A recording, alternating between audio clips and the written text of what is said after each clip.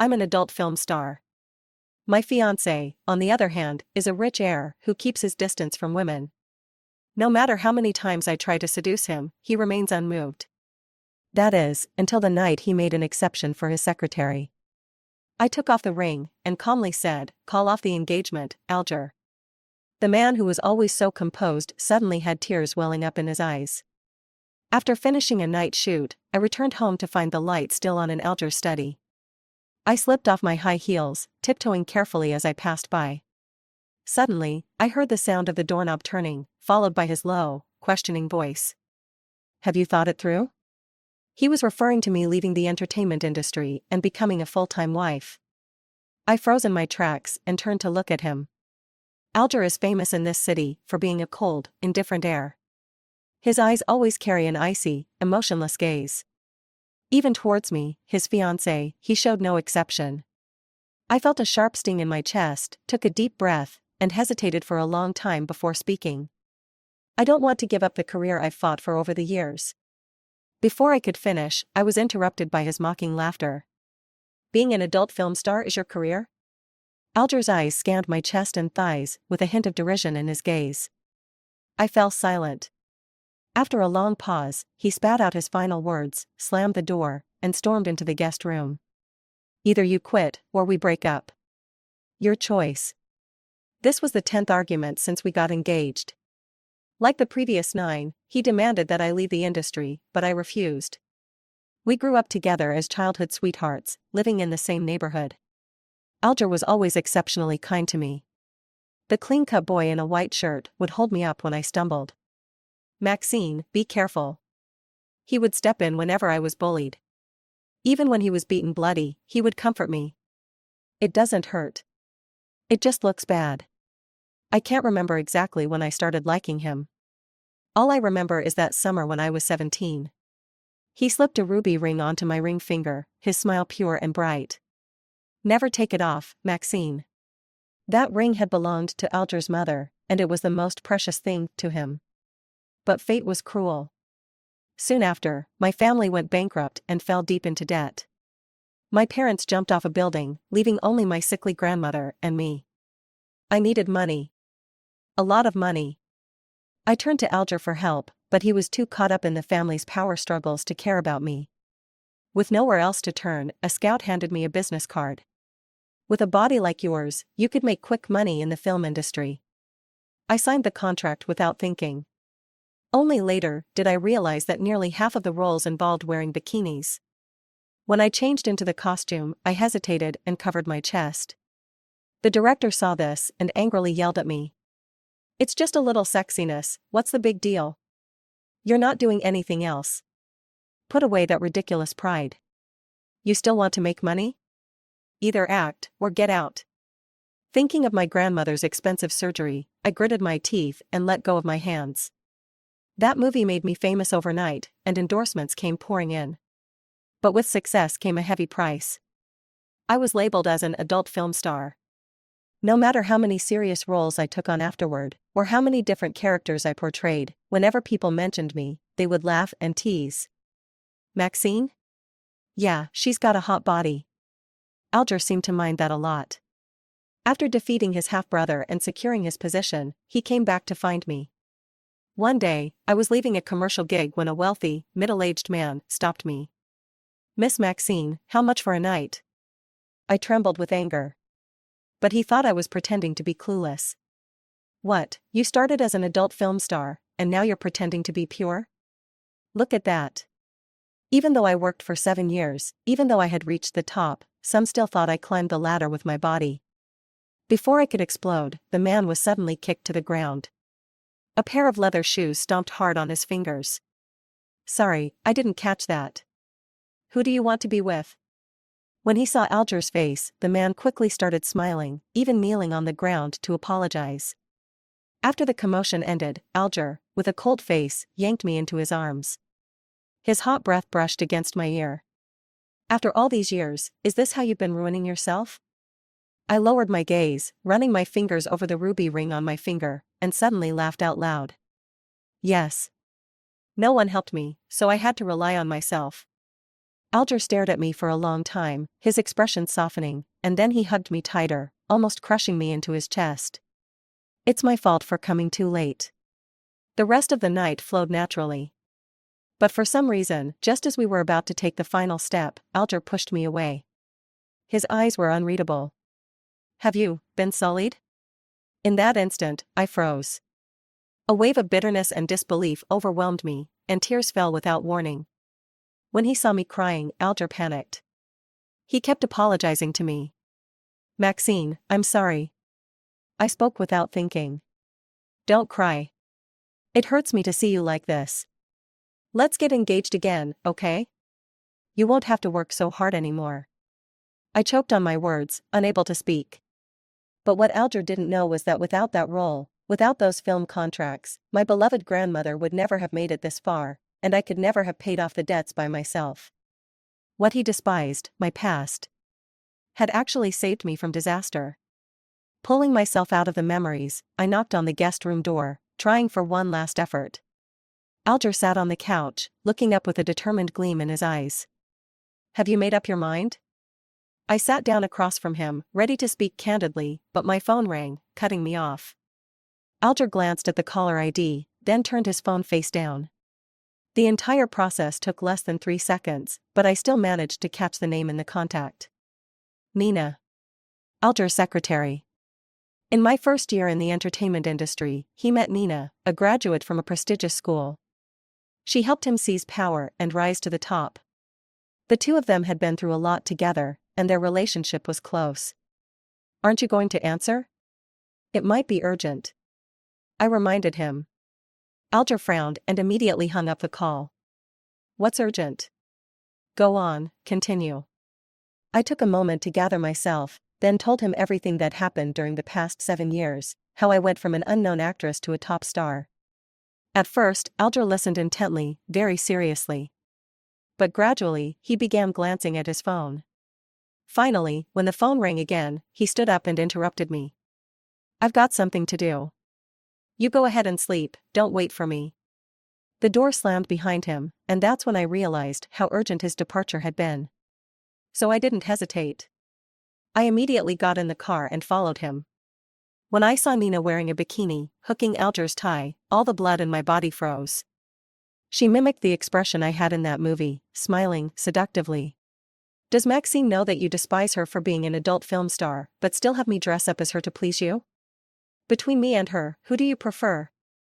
Alger clearly enjoyed this, pulling her into his arms, raising an eyebrow, with a smirk. Of course, it's you, babe. Then why didn't you answer my call? Were you with her? Stop overthinking. Touch her? I think she's dirty. Satisfied with his answer, Nina smiled and kissed him on the lips. The two of them embraced and walked into the villa. I stood there for 2 hours. The cold began to seep through my limbs, slowly creeping into my heart. In the 6 months since we got engaged, Alger had never touched me. Every time things got heated, he would stop, gently kiss my forehead, and go to the bathroom to shower. I tried everything to seduce him, but he remained unmoved. Let's leave this for our wedding night, okay? At that moment, I truly believed him. But just now, he was with Nina. I stumbled back home and sat in the living room all night. When dawn broke, the door at the entrance opened. Alger probably didn't expect me to be waiting for him. When his gaze met mine, he froze for a few seconds before snapping out of it. He furrowed his brow in concern, picked me up in his arms, and carried me to the bedroom. Why aren't you sleeping? I told you, you don't have to wait for me. I smelled a strange sweet fragrance on him and slowly pushed his hands away. I'm not leaving the industry, Alger. The moment the words left my mouth, he seemed to find it absurd. Pick one. If you won't leave the industry, then you'll have to. Leave the industry, or leave the engagement. Alger was sure I loved him too much to walk away. Are you joking, Maxine? I met his disbelieving eyes, my voice quiet but firm. You asked me to choose, and I choose my career. My family went bankrupt, I hit rock bottom, and Alger wasn't by my side. I didn't blame him. I understood that his situation at that time was difficult too. But last night, when he said, touch her, and I'll think she's filthy, it felt like a sharp knife stabbed deep into my heart. It hurt so much, like my insides were being torn apart. The man I had loved for 7 years suddenly seemed like he didn't love me anymore. I closed my eyes wearily, forcing back the tremor in my voice. "It's over, Alger." When I finished speaking, I saw the always composed son of the Shin family suddenly tear up. His neck muscles tensed as his breathing quickened.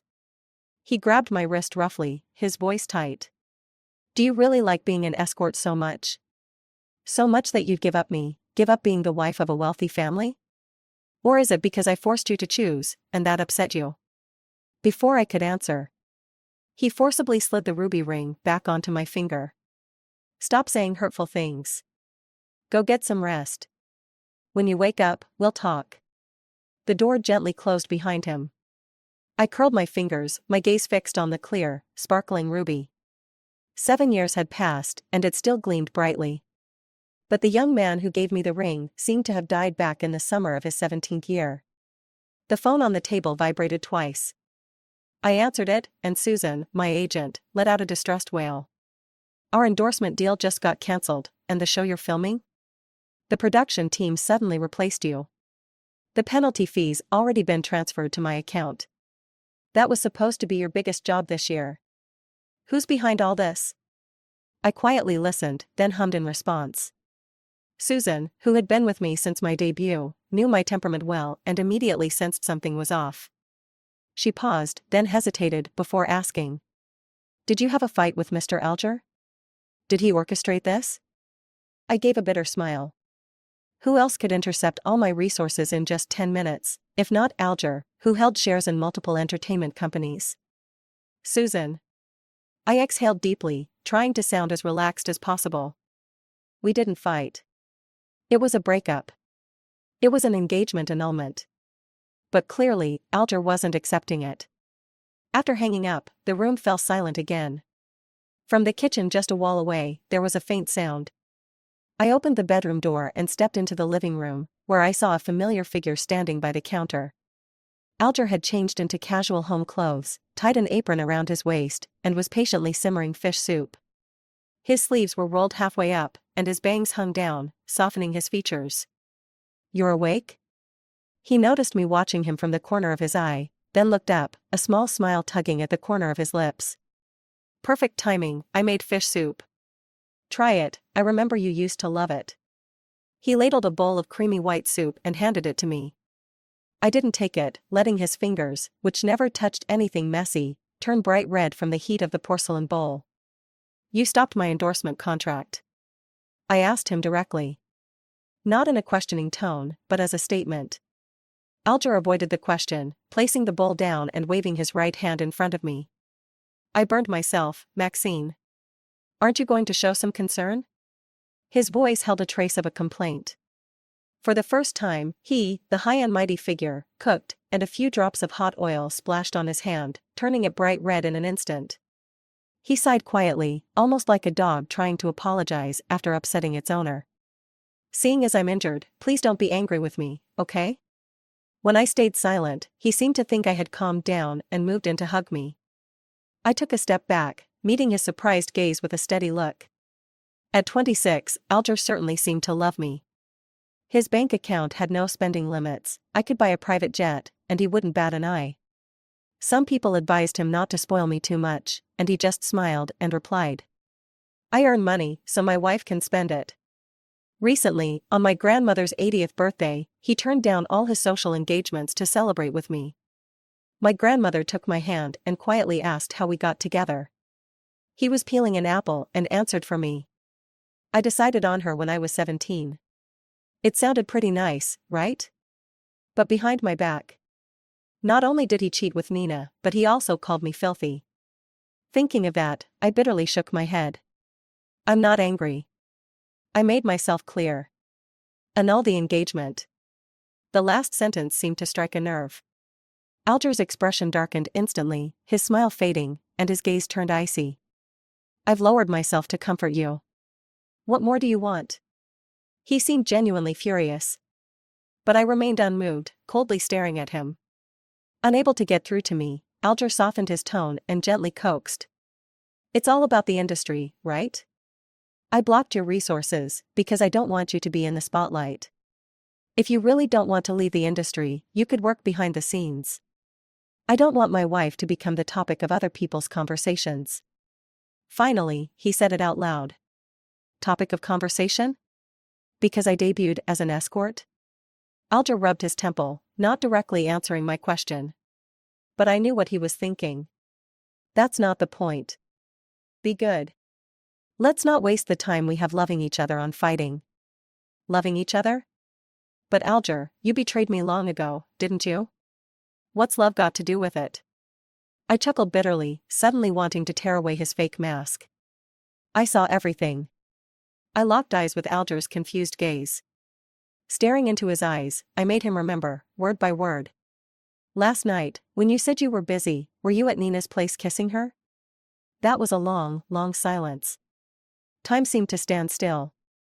I tried to find something in Alger's eyes, even the smallest trace of guilt would have been enough. But there was nothing.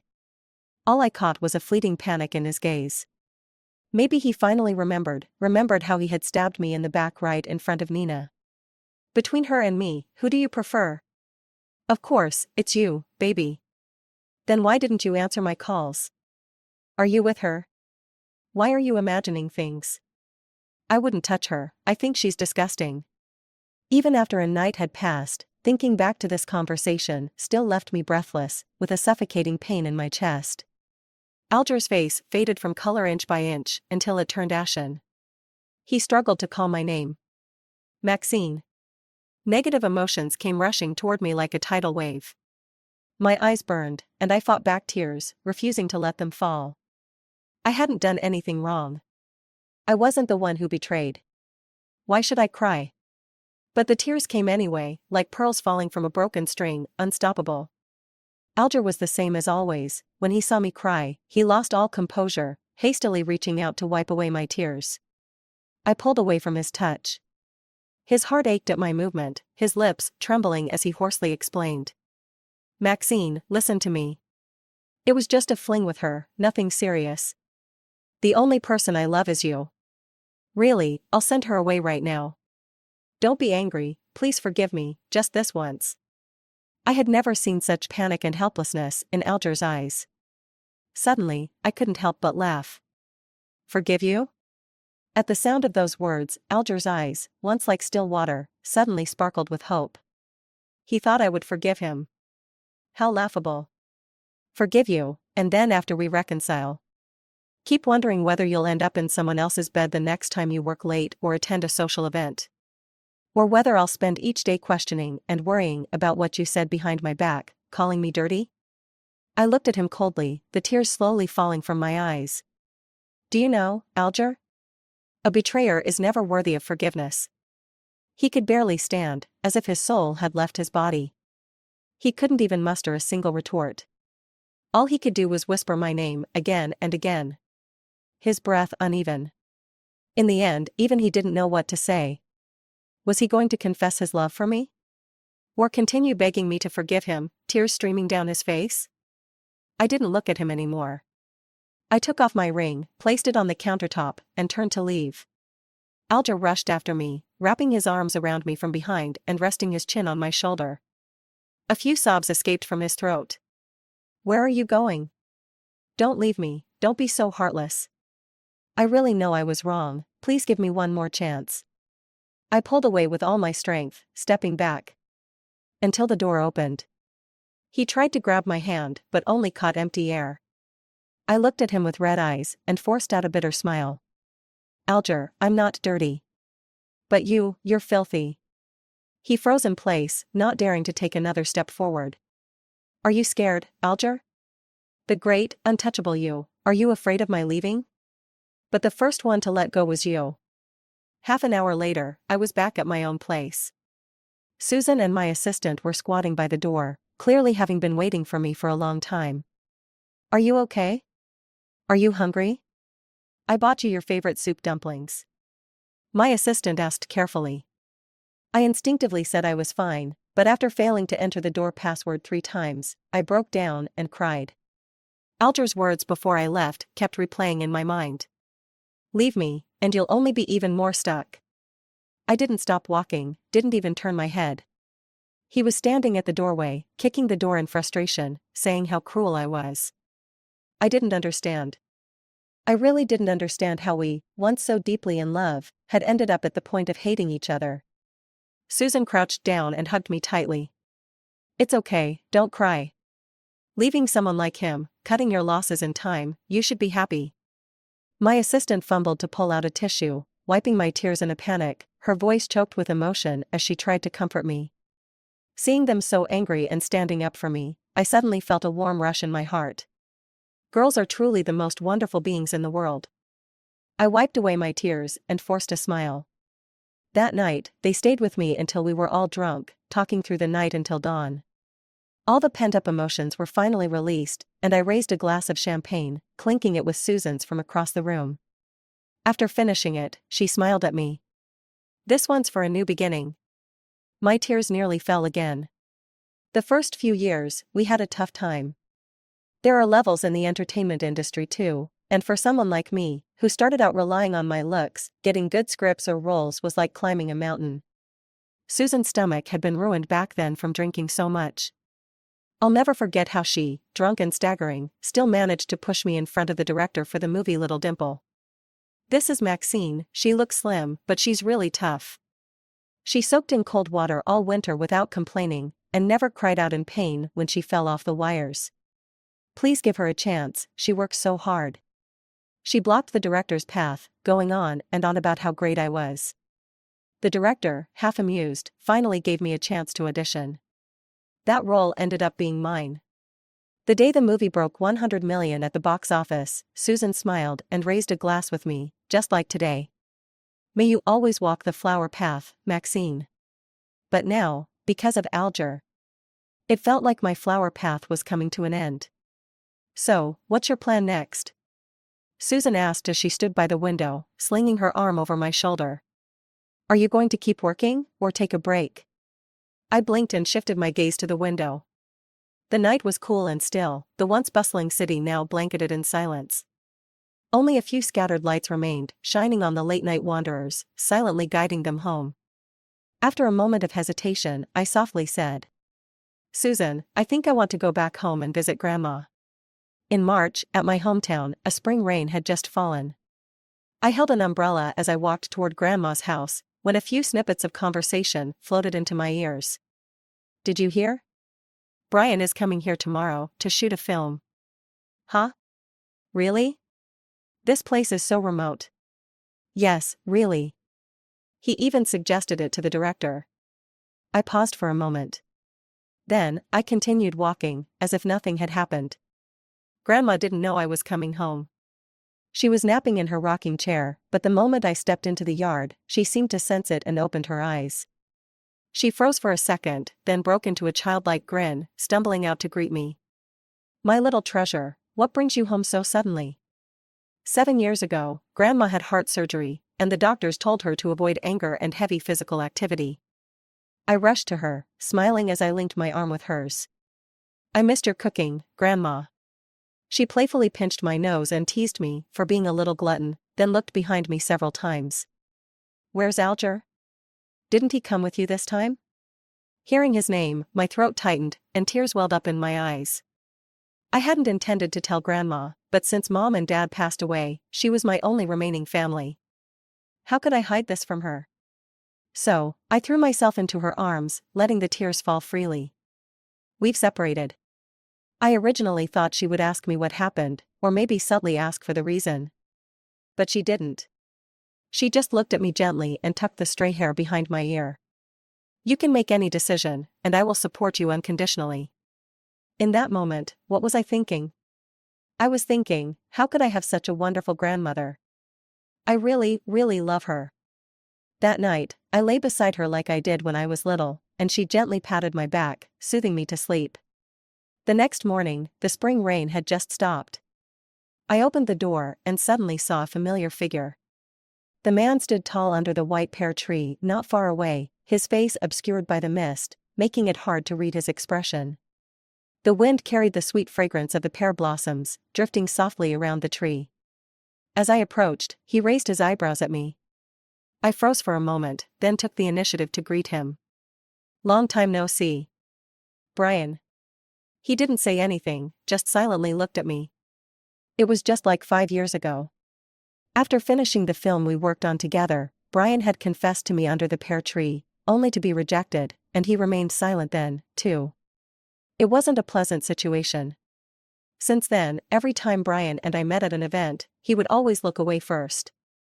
Thinking of this, I lowered my eyes, feeling a little regretful for greeting him. Seconds passed by. I awkwardly smiled and was about to turn away. Then the sudden sound of my phone vibrating broke the silence between us. Brian. You said you were going out to meet someone. It's been almost 2 hours, why aren't you back? The shoot's about to start. I stopped in my tracks, just about to walk away. Meet someone? Was Brian going to meet me? I was lost in thought when I heard his assistant's murmurs from the phone. But Brian himself didn't seem in a rush at all. Even though he was a head taller than me, he could have easily looked down at me from above. Instead, he slightly bent forward, bringing his gaze level with mine. He spoke slowly, his voice as pleasant as I remembered. It was both captivating and laced with a faint smile. Long time no see, Maxine. Long time no see, but how long exactly? I first met Brian at the audition for Little Pear Dimple. At that time, he had already become a top-tier actor due to a few popular dramas, and was the director's choice for the male lead. As for me, I was an ex-adult film star with a poor reputation, and I wasn't even considered for the role of the female lead. They just asked me to come in for the audition as a formality. As soon as I stood there and hadn't even spoken my first line, the assistant director called out to stop. Miss Maxine, we're looking for a pure, innocent type for the female lead. You are a bit too well endowed in some areas. Not quite suitable, understand? He cleared his throat, obviously with ill intentions. People around me snickered. I stood frozen, clutching the edges of my dress, my face flushed. Actually, I had been through similar situations before, but I couldn't afford to get upset. Otherwise, it would only make it harder for Susan to fight for resources for me in the future. The mocking laughter still echoed in my ears. Then, suddenly, a clear male voice cut in. Is this funny? Brian stood at the door, a cigarette between his fingers, coldly scanning the room. His gaze eventually landed on the assistant director. You're fired. The assistant director clearly wasn't pleased and raised his voice to question. The director hasn't said anything yet, who do you think you are to fire me? The room fell into a deathly silence. The director's face turned pale. Brian flicked the cigarette away, lazily raising his eyes to squint at him. Sorry, but this is actually my decision. After all, Charlie is my father. I remember Charlie was the biggest investor in this film. For him, rearranging the crew was just a matter of making a call. The assistant director was immediately stunned and, as he was forced out, kept apologizing to me, hoping I would intercede for him. But I didn't. I wasn't a saint. After this little incident, Brian and the director sat at the front, intently watching my performance. The female lead of Little Pear Dimple was a pure college girl who was kidnapped and forced into the world of prostitution, but then met the man who would rescue her. I spent 3 months getting into the character's psychology, figuring out the tone of each line and the micro-expressions. No one knew that, for those 10 minutes of screen time, I had practiced countless times in private. So, when the director shouted cut, I was still immersed in the role, a tear hanging from the corner of my eye. Brian, ever the gentleman, handed me a tissue and complimented me seriously. Good performance. I'm not sure if it was just my imagination, but I thought I saw appreciation in his eyes. The contract was signed on the spot, and I was so excited that I rushed to the stairwell to call Susan and share the good news. When I came out, I found someone standing outside. Brian had his hands in his pockets, leaning against the wall, with a cigarette between his lips. He must have wanted to find a quiet place to smoke, but had stopped when he heard someone inside. I politely smiled at him, preparing to walk past. Brian tilted his head slightly and called out to me. I turned around to look at him, and suddenly he went silent. Those dark eyes of his were like the full moon after the fog had lifted from the sea, bright, yet distant. After a long while, I finally heard his soft voice. Congratulations. My leading lady. I remember Brian wasn't the type to get involved in other people's business, but that time, he unexpectedly stood up for me. After joining the crew, I asked him why. The afternoon sunlight poured into the lounge. Brian stood by the window, reading the script, not even lifting his eyelids, before casually answering my question. It's just wearing a swimsuit. Why should that be something to be stigmatized? I didn't expect him to be so straightforward. I froze for a moment. Brian didn't wait for my response, lightly closed the script, and walked toward me. We locked eyes for a second or two, and he gave me a small smile. What women wear in front of the camera is their own choice. And this industry is filthy, there are so many men having one-night stands and cheating. Why isn't anyone criticizing them, but they're so harsh on the women who have made a film? Brian looked at me earnestly and reached out, gently ruffling my hair. If you ever hear those rumors again, stand up for yourself. Don't be afraid, I've got your back. I could hear his voice in the rhythm of my heartbeat, as clear and pure as the shimmering surface of a lake in sunlight. That afternoon, the weather was beautiful. But in front of me, everything seemed clouded. It wasn't until Brian left, and the tears started falling on the script, that I realized. Those few words from him were, for me, a form of salvation. As we neared the end of filming, the media came in for interviews, and the crew arranged for the lead actors to exchange farewell gifts. I prepared a bottle of perfume, Bulgari green tea. It had a pear blossom note before the rainstorm, fresh and clean. Brian took it with a smile, his lips curving into a perfect arc. Thank you, I really like it. The host, trying to liven up the mood, joked. As long as it's from Flora, Eden, do you like it? Flora and Eden were the names of our characters. It was a clever question. Everyone could hear the multiple meanings behind it. I saw Brian's assistant signaling frantically for him to skip this topic. But Brian ignored him, laughed softly, and openly admitted. Of course, because she deserves it. After saying that, he let a delicate necklace slip from his fingers. When he put it on me, the tattoos on his arm were more visible, exposed both to me and the cameras. It was a small 5-petaled pear blossom. My heart skipped a beat. It felt like something was about to burst out. The interview was broadcast live, and by the time the recording was finished, both Brian's and my names had climbed to the top of the trending list. That night, I received a phone call for the first time in a long while. It was Alger's voice. It came unexpectedly, falling into my ears. He seemed drunk, his words slurring. Maxine, will you wait for me just a little longer?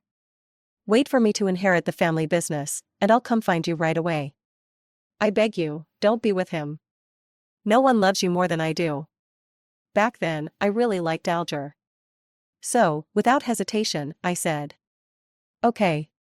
After that, I avoided Brian for a long time.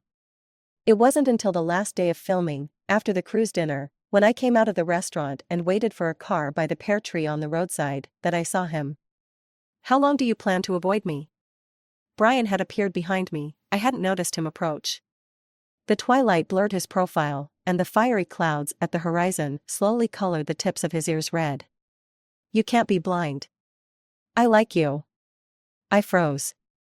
I thought avoiding him was the answer. But this person, he wouldn't give up, and he took another direct shot. Brian's gaze was so intense, I couldn't look him in the eyes, and I quickly averted my gaze. How did I reject him back then? Oh, I said. Brian, maybe you're still in character. From the moment we started filming, his nickname for me had always been Little Dimple.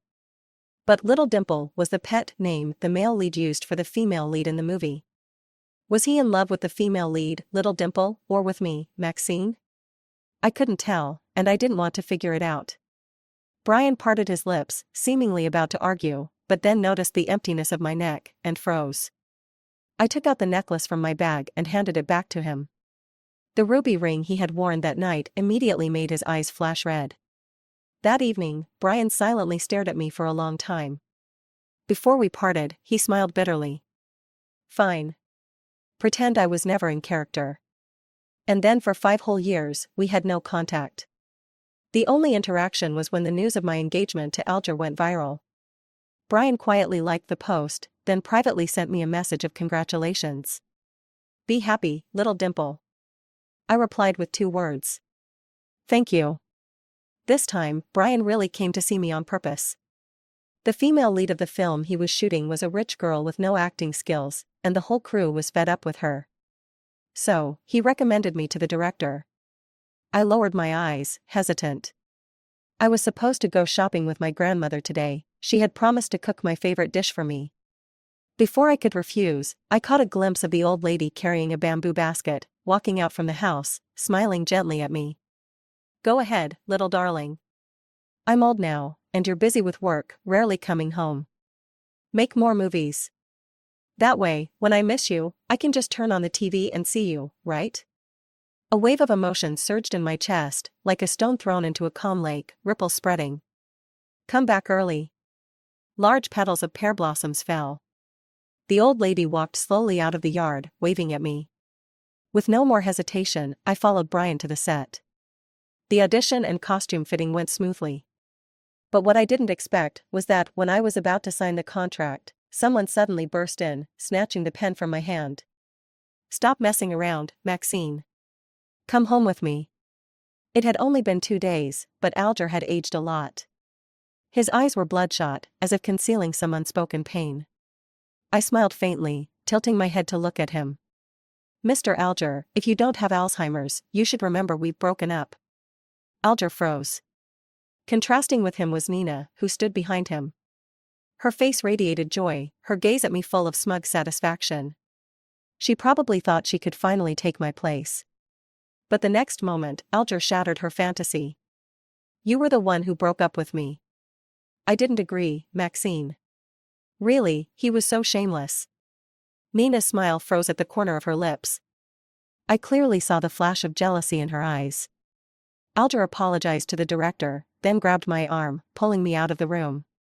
It seemed like he was afraid I would resist, so he gripped me tightly, causing pain that made me furrow my brow. Let go, you're hurting me. He didn't listen. Until a strong hand landed on his shoulder. Brian stepped forward, standing protectively behind me, his face dark as he glared at Alger. She told you to let go. Are you deaf? Alger blinked in confusion for a moment, his eyes darting between me and Brian. Then, he sneered. What's this, 5 years later, and you still like her? He smirked, adopting the pose of a victor, and mocked. What should I call you, Mr. Brian? Or maybe, a defeated opponent? The air was eerily silent. My heart trembled. I had no idea what would happen next. Brian's hand, hanging at his side, was clenched into a fist, veins standing out. After what seemed like an eternity, I finally heard his response. His voice was low, but firm. You won, but did you ever cherish her? The answer was clear, crystal clear. Alger pursed his lips and said nothing. He extended his hand toward me, the ruby ring lying in his palm, smiling at me as if trying to please me. Come here. I promise I'll never hurt you again. That smile was too pure. For a moment, I felt dazed. It was as if I saw the 17-year-old Alger smiling at me. Back then his eyes held only me. But I knew very clearly, he had changed. He was no longer my Alger. I trembled slightly, suppressed the turmoil inside me, and smiled calmly at him. I don't need this kind of promise. I've said it before, Alger. I won't forgive you, and I'll never go back. I kept my word. Alger's face turned pale as a sheet, instantly drained of color. I turned away and didn't look at him again, walking away without a second glance. My wrist was grabbed tightly. I turned around. Alger's eyes were red, stubbornly staring at me, his lips curling into a mocking smile. A stack of photos rained down on me. They fell like an unending snowstorm. I stood there, the sound buzzing in my ears, seeing Alger's lips move as if he were saying something. Then, Brian punched him hard, and the two men began struggling, the scene descending into chaos. When all the photos hit the ground, I trembled and started picking them up. My mind slowly began to clear. The shrill screams of women, the low curses of men, almost pierced my eardrums. I heard Alger shout. What about you, Maxine? How many men did you sleep with to get the role?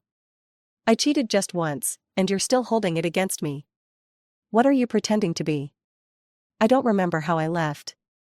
I was shaking all over. When I came to, I was already in Brian's car. He had a bruise on the corner of his mouth, and the back of his hand was scraped, blood oozing out in small beads. Despite the pain, he carefully covered me with a blanket. I remembered Alger's last words as I left. "Look, we're the same, dirty." I clutched my head in agony. My phone in my pocket buzzed furiously, with more and more search terms related to my name popping up. Hashtag Maxine scandal, hashtag. Hashtag Maxine backers, hashtag. Hashtag Maxine 7 years of climbing, hashtag. The pictures weren't blurred, all of them were taken when I was crouching on the ground, dazed, picking up those photos. Someone had taken the photos on purpose. Netizens zoomed in on the images, comparing them to stills from the movie I debuted in. In the end, they noticed the exact same red mole on my chest. And thus, the internet erupted into a frenzy. In just 10 minutes, the comment section was flooded with millions of distasteful words. They had never really thought about it, that red birthmark wasn't on some private part of my body. Anyone who's watched a movie would know that. But what do internet marketers care about the truth? They only care about the buzz. They only care about whether a top-tier actress can fall from her pedestal. I gave a bitter smile and curled up in the back seat, tears streaming down uncontrollably. A battered hand from the front seat passed me a tissue. I didn't take it. I grabbed his sleeve and, struggling to speak, parted my lips. "It's not me. The person in the photo isn't me." Brian didn't hesitate for a second. He reached over and held my hand tightly.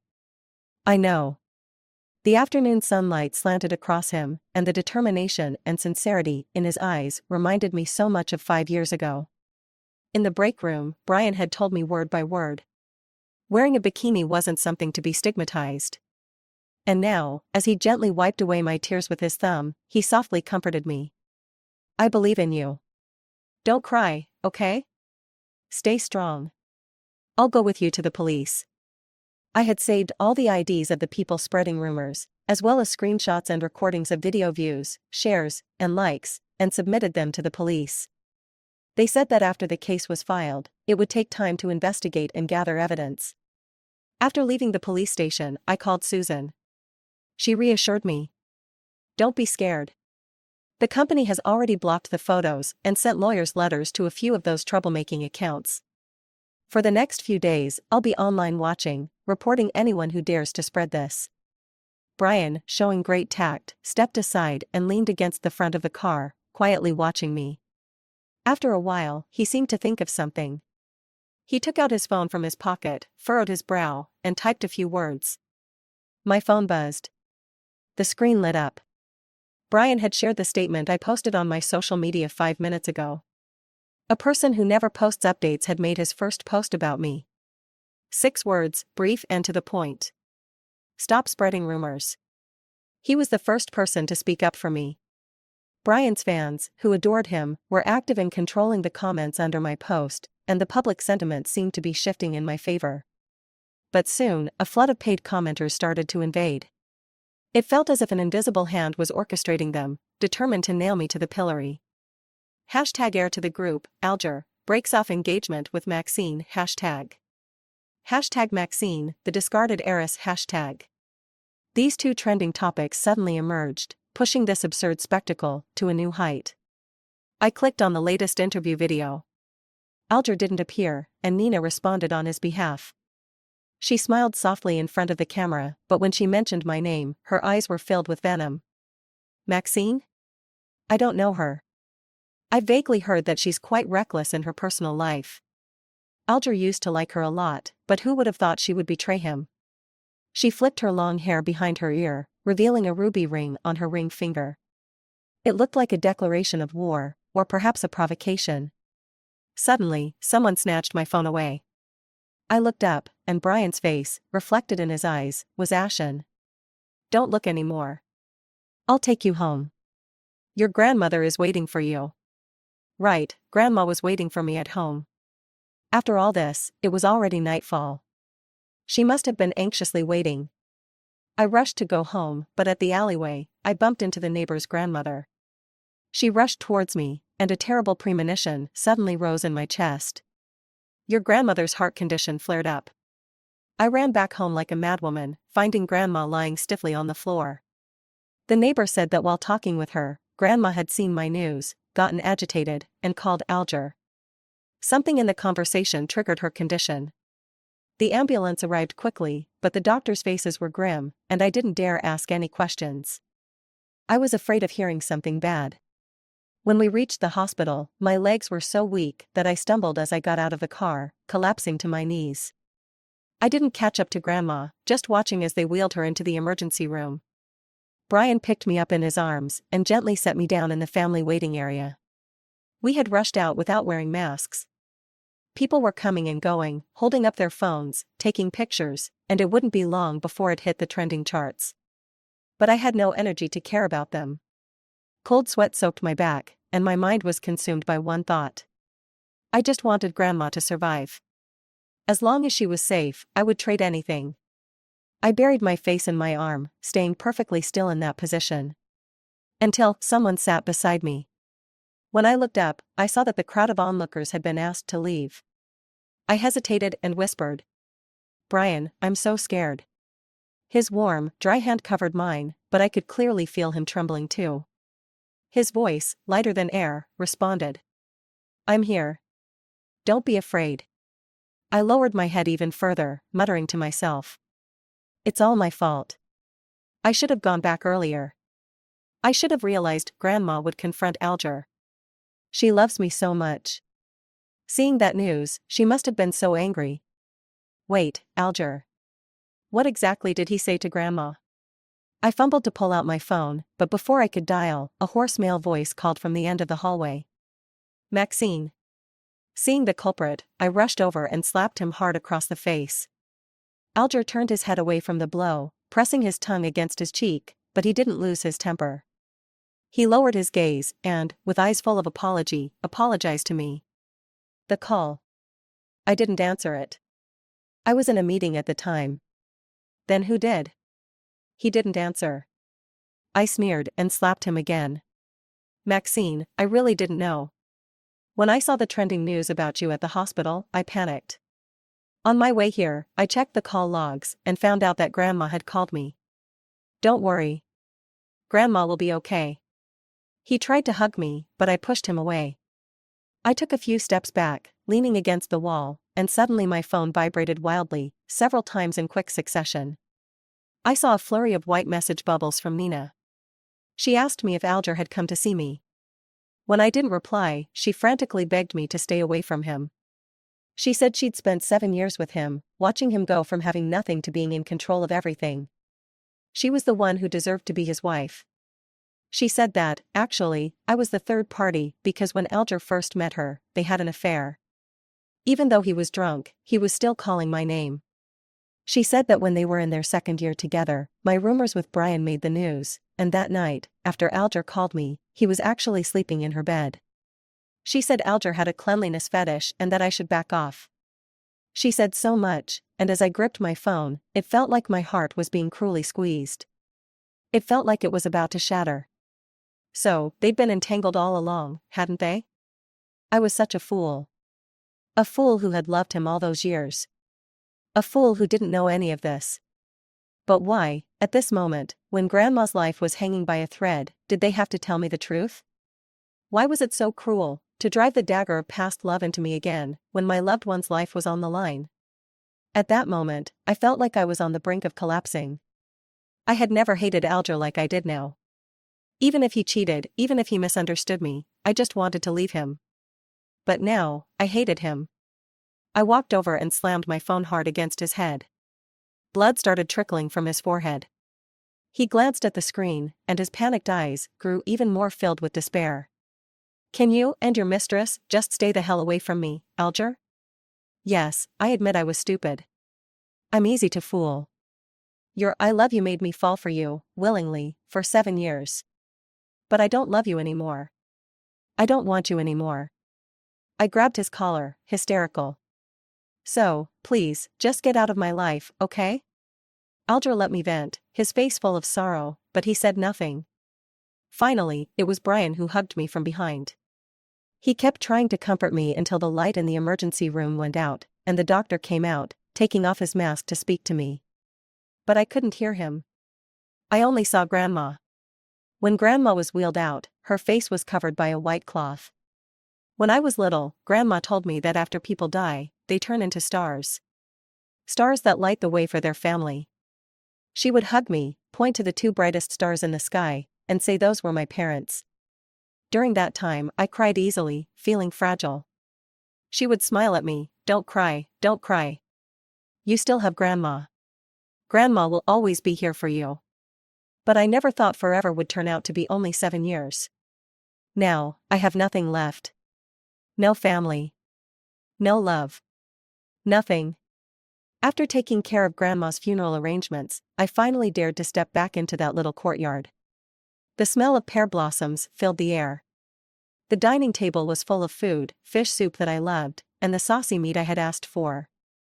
I sat down like a zombie, grabbing a piece of meat and shoving it into my mouth. Brian had been worried about me for the past few days. He had taken leave from the set and followed me everywhere I went. He snatched my chopsticks from me, saying, "It's gone bad, don't eat it." When his eyes met mine, red and swollen, his words got caught in his throat. I glared at him, and a moment later, my stomach churned. I ran to the trash can and threw up. He squatted beside me, patiently rubbing my back. "If you want to cry, just cry." Since I heard about Grandma's passing, and saw her cremated alone, I had stayed calm. But now, hearing these words, I completely broke down. That day, I almost lost control. I clung to Brian's arm, my tears and snot staining his shirt. When I grew tired of crying, I collapsed into his arms. His hands gently supported my waist, and he laid me down on the bed. I had a dream. Grandma was in it. She smiled at me and said she would protect me. Sure enough, when I woke up, the police had issued an official statement. After technical analysis, the so-called sexy photos were found to be digitally altered. The person in those photos wasn't me at all. They retrieved the surveillance footage from the studio hallway on the day of the incident and identified the person who took and leaked the photos. From there, they followed the trail and found Nina. They traced her back to the mastermind behind it all. I was called to the police station to confirm the case, and as I was leaving, I brushed past him. I recognized him. He was the old man from 6 months ago, who had asked me how much for a night and had been forced to kneel and apologize to me by Alger. He had lost face, held a grudge, and hired someone to make a set of fake photos using AI. Originally, he wanted to ruin my reputation with some false rumors. But when Nina found out, she bought the photos for a high price, then passed them on to Alger. She intentionally misled him into believing the person in the photos was me. And just like that, the truth came out.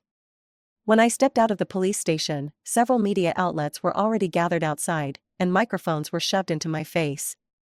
Questions were thrown at me one after another. "Brian was the first to speak up for you. What's your relationship like off-screen? Alger's secretary framed you. Did you two have a history? Will you get back together with Alger?" I smiled at the camera and only answered the last question. No. As Susan escorted me into the car, I rolled down the window and saw Alger not far away. He looked exhausted and vulnerable. When he heard my answer, his dry eyes shimmered with unshed tears. It seemed like he had something to say, but in the end, he kept quiet. The car started. I didn't look back. 3 days later, I officially joined the set. Susan looked worried and asked, "Are you sure you don't want to take a break?" I understood what she meant. Grandma had just passed away, and I had been through a public online attack. Now, after clearing my name, I was jumping straight into high-intensity work. She was afraid I wouldn't be able to handle it. I remembered something she had told me before and smiled faintly. No rest for me. I'm going to walk the flower path forever. This way, I could live up to all the hard work she had put in over the years. The film was shot in a small town, and I stayed there for over 2 weeks. Then, one day, I received a long handwritten letter. It was from Alger. He had hurried back to City not long ago. He heard that Nina had been dumped by him and had turned to seduce his half-brother. The battle over company shares had reached a boiling point. Under such circumstances, he actually had the time to write to me. In the afternoon, when I had no scenes to shoot, my assistant rented a boat for me, and I took a leisurely tour of the lake. Sitting at the bow of the boat, I slowly opened the letter. The handwriting, though practiced many times, was still like worms crawling across the page. Maxine. I don't know if you're even willing to open this letter. Maybe just hearing my name makes you disgusted. But I still want to defend myself. Don't mind me, okay? Let me think about where to start. Do you remember, when I was 17, I put your mom's ring on your finger, the one she left for her future daughter-in-law? Maybe you won't believe it, but at that time, I really, really liked you. But then, what changed? When your family went bankrupt, that woman came back to the country with her illegitimate son, fighting me for the family inheritance. My dad was biased and wanted to transfer shares to them, but I couldn't accept it. They had nothing to do with where we are today. They didn't deserve a cent. After you entered the entertainment industry, I met Nina. She's really capable. She helped me quickly win the board's support. After kicking the illegitimate son out of the company, I took Nina out to celebrate, and I got drunk. That's when I mistook her for you. Maxine, you don't know, I think about you every day. I think about you until I almost go crazy. Especially when I saw you trending with rumors about other men, I drank myself into a stupor. I really wanted to take you back right away, but I couldn't. My shares were nothing compared to my father's. With a snap of his fingers, he could throw us out of City A. I waited for 5 years until I heard he was seriously ill. Once I took control, I rushed back to find you. I should have been happy, but on the way here, I overheard a few men discussing your body. In that moment, I just lost it. Once the seed of doubt is planted, it grows into something bigger. So when Nina showed me those photos, I immediately believed they were real. Forcing you out of the industry was just so I could keep you at home, to protect you. But fate always plays tricks. You found out about my betrayal. In those 2 days you were gone, I searched everywhere for you. I couldn't find you, and my heart shattered. I brought those photos to you because I wanted to talk to you properly. I thought, since I betrayed you, you must have betrayed me too. We could clear the air, forget it, and be together again. But it seems like you don't want me anymore. I didn't expect anyone to have secretly taken those photos, or to leak them.